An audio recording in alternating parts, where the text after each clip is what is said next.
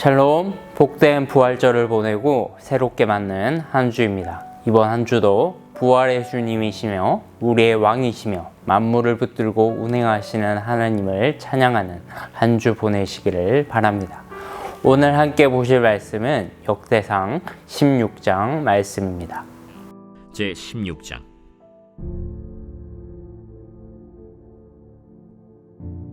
하나님의 궤를 메고 들어가서 다윗이 그것을 위하여 친 장막 가운데에 두고 번제와 화목제를 하나님께 드리니라. 다윗이 번제와 화목제 드리기를 마치고 여호와의 이름으로 백성에게 축복하고 이스라엘 무리 중 남녀를 막론하고 각 사람에게 떡 한 덩이와 야자 열매로 만든 과자와 건포도로 만든 과자 하나씩을 나누어 주었더라. 또 레위 사람을 세워 여호와의 궤 앞에서 섬기며 이스라엘 하나님 여호와를 칭송하고 감사하며 찬양하게 하였으니 아삽은 우두머리요 그 다음은 스가랴와 여이엘과 스미라못과 여히엘과 마띠디아와 엘리압과 브나야와 오벳에돔과 여이엘이라. 비파와 수금을 타고 아삽은 재금을 힘있게 치고 제사장 브나야와 야하시엘은 항상 하나님의 언약궤 앞에서 나팔을 부니라.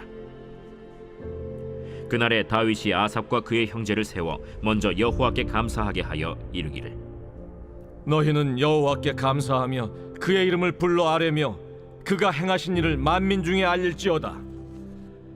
그에게 노래하며 그를 찬양하고 그의 모든 기사를 전할지어다. 그의 성호를 자랑하라. 여호와를 구하는 자마다 마음이 즐거울지로다. 여호와와 그의 능력을 구할지어다. 항상 그의 얼굴을 찾을지어다. 그의 종 이스라엘의 후손 곧 택하신 야곱의 자손 너희는 그의 행하신 기사와 그의 이적과 그의 입의 법도를 기억할지어다. 그는 여호와 우리 하나님이시라. 그의 법도가 온 땅에 있도다. 너희는 그의 언약 곧 천대 명령하신 말씀을 영원히 기억할지어다. 이것은 아브라함에게 하신 언약이며 이삭에게 하신 맹세이며 이는 야곱에게 세우신 율례 곧 이스라엘에게 하신 영원한 언약이라. 이르시기를 내가 가나안 땅을 내게 주어 너희 기업의 지경이 되게 하리라 하셨도다. 그때 너희 사람 수가 적어서 보잘것없으며 그 땅에 객이 되어 이 민족에게서 저 민족에게로 이 나라에서 다른 백성에게로 유랑하였도다. 여호와께서는 사람이 그들을 해하기를 용납하지 아니하시고 그들 때문에 왕들을 꾸짖어 이르시기를 나의 기름 부은 자에게 손을 대지 말며 나의 선지자를 해하지 말라 하셨도다. 온 땅이여 여호와께 노래하며 그의 구원을 날마다 선포할지어다. 그의 영광을 모든 민족 중에 그의 기이한 행적을 만민 중에 선포할지어다. 여호와는 위대하시니 극진히 찬양할 것이요 모든 신보다 경외할 것이며 만국의 모든 신은 헛것이나 여호와께서는 하늘을 지으셨도다. 존귀와 위엄이 그의 앞에 있으며 능력과 즐거움이 그의 처소에 있도다. 여러 나라의 종족들아 영광과 권능을 여호와께 돌릴지어다. 여호와께 돌릴지어다. 여호와의 이름에 합당한 영광을 그에게 돌릴지어다. 제물을 들고 그 앞에 들어갈지어다. 아름답고 거룩한 것으로 여호와께 경배할지어다.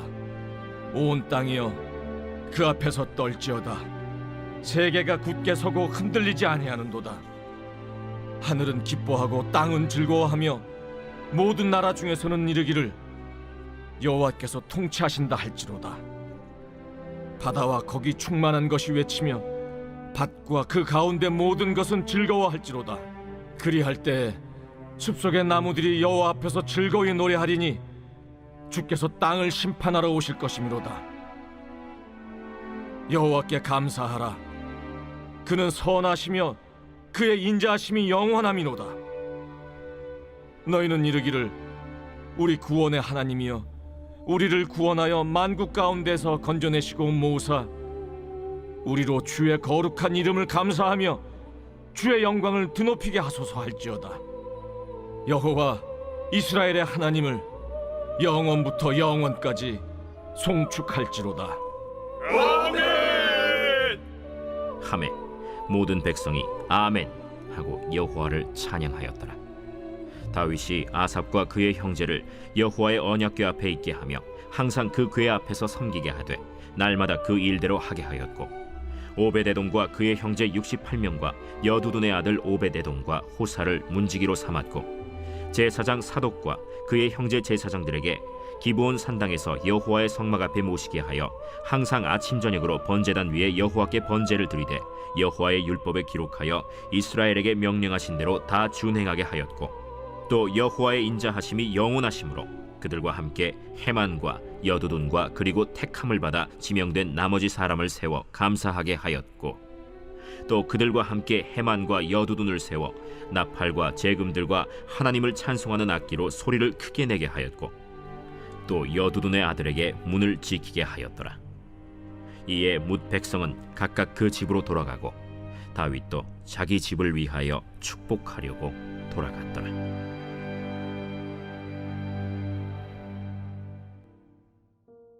지난 15장 말씀에서 우리는 언약궤를 옮기고 그것으로 인하여 기쁨의 찬양을 드리는 다윗의 모습을 살펴봤어요. 16장에서도 언약궤로 인한 기쁨과 찬양이 계속 이어집니다. 그러고 보면 역대기의 저자는 유독 언약궤를 옮기는 일에 많은 지면을 할애하는 것을 볼 수 있는데요. 13장부터 계속 이어지죠.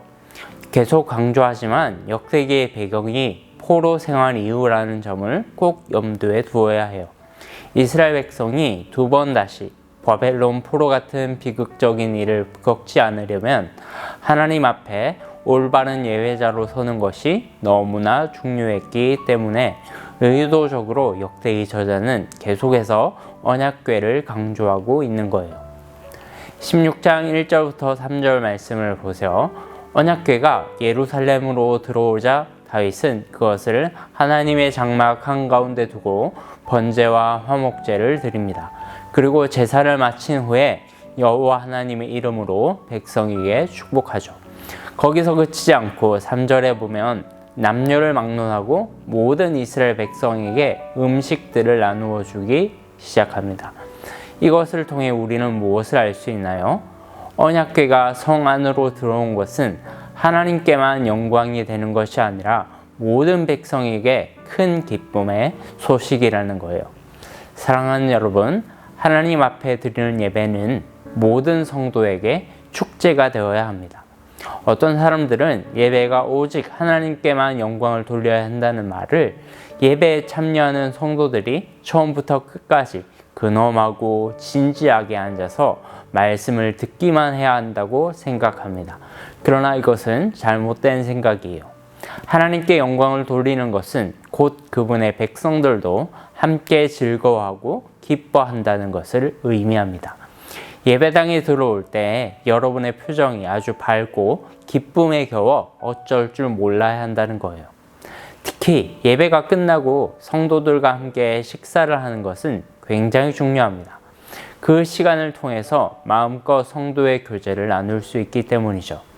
하나님으로 인해 모든 성도들이 함께 기뻐하는 것, 이것이 바로 예배의 본질임을 꼭 기억하시기를 바랍니다. 또한 예배는 하나님을 찬양하는 거예요. 4절, 5절 말씀에 보면 다윗은 레위 사람, 그 중에서도 아삽이라는 사람을 우두머리로 세워서 찬양대를 조직하고 항상 하나님의 궤 앞에서 여호와 하나님을 칭송하고 감사하며 찬양하게 합니다. 또한 6절에 보면 제사장 분할야와 야하시엘을 지켜서 항상 여호와의 언약궤 앞에서 나팔을 불게 하죠. 나팔은 하나님의 구원 사역과 그분의 임재를 찬양할 때 사용되는 대표적인 악기입니다. 이스라엘 백성들은 대속죄일에 나팔을 불었어요. 그리고 희년을 선포하며 나팔을 불었어요. 그런 나팔을 이제는 여호와의 궤 앞에서 항상 부는 거죠. 즉 우리의 매 순간의 삶이 하나님의 구원 사역을 노래하는 삶이요, 그분의 임재 가운데 살아가는 삶이라는 의미인 거예요. 그리고 나팔은 마지막으로 언제 불리게 되나요? 네, 우리 주 예수 그리스도께서 이 땅에 다시 오시는 날 모든 천군 천사가 함께 나팔을 불게 될 거예요. 8절부터 36절 말씀의 오늘 본문의 클라이막스인데요. 이제는 다윗이 직접 하나님께 감사 찬송하는 내용입니다. 이 찬양은 시편의 찬양을 인용한 건데요. 8절부터 22절까지는 시편 105편 말씀을 인용한 찬양으로서 이스라엘 백성들과 언약을 맺으시고 그 언약을 신실하게 지키신 하나님을 찬양하고 있어요. 15절부터 17절 말씀 한번 읽어볼까요? 너희는 그의 언약 곧 천대에 명령하신 말씀을 영원히 기억할지어다. 이것은 아브라함에게 하신 언약이며 이삭에게 하신 맹세며 이는 야곱에게 세우신 율례 곧 이스라엘에게 하신 영원한 언약이라. 무슨 말씀입니까? 아브라함과 이삭과 야곱에게 세우신 언약은 당대의 백성들뿐만 아니라 천대까지 이어지는 영원한 언약이라는 거죠.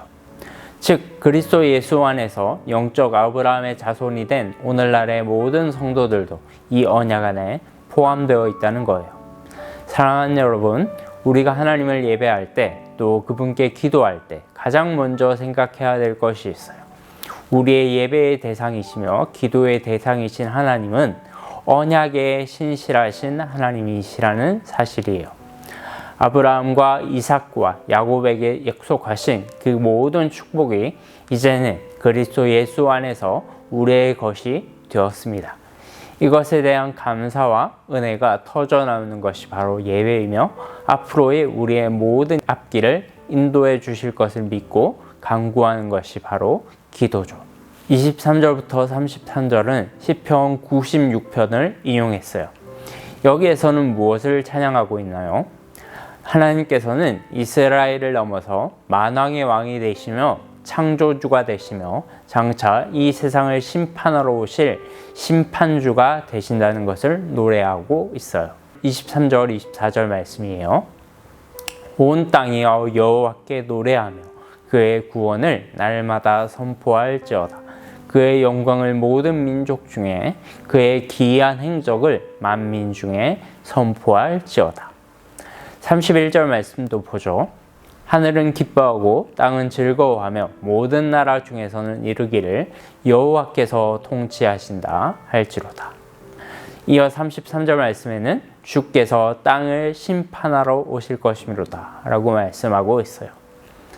사랑하는 여러분, 만약 여러분 보고 하나님을 찬양하라고 한다면 주로 어떤 내용으로 찬양하실 건가요? 내 가족이 건강하게 된 것을 찬양하실 건가요? 네, 물론 그것도 찬양해야죠. 이번에 내 자녀가 원하는 대학에 혹은 직장에 취업하게 된 것을 찬양하실 건가요?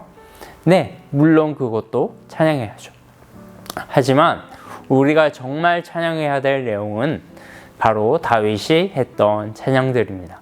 언약에 신실하셔서 끝까지 우리를 붙드시고 구원하시는 하나님, 그리고 만물을 그 발 아래 복종시키시며 다스리시며 온 땅과 세계 가운데 높임을 받으시는 만왕의 왕 되신 하나님, 이 하나님이 우리가 찬양해야 될 하나님인 줄 믿습니다. 이 하나님을 찬양하다 보면 우리가 지금 하고 있는 고민들이 정말 아무것도 아님을 알게 됩니다. 여러분이 지금 어떤 형편에 있든지 가장 먼저 하나님의 위대하심을 찬양하십시오. 그러면 놀랍게도 우리가 고민하고 있는 문제들이 해결될 거예요. 오늘도 이 좋으신 하나님 안에서 자유와 평강을 누리시게 되기를 축복합니다.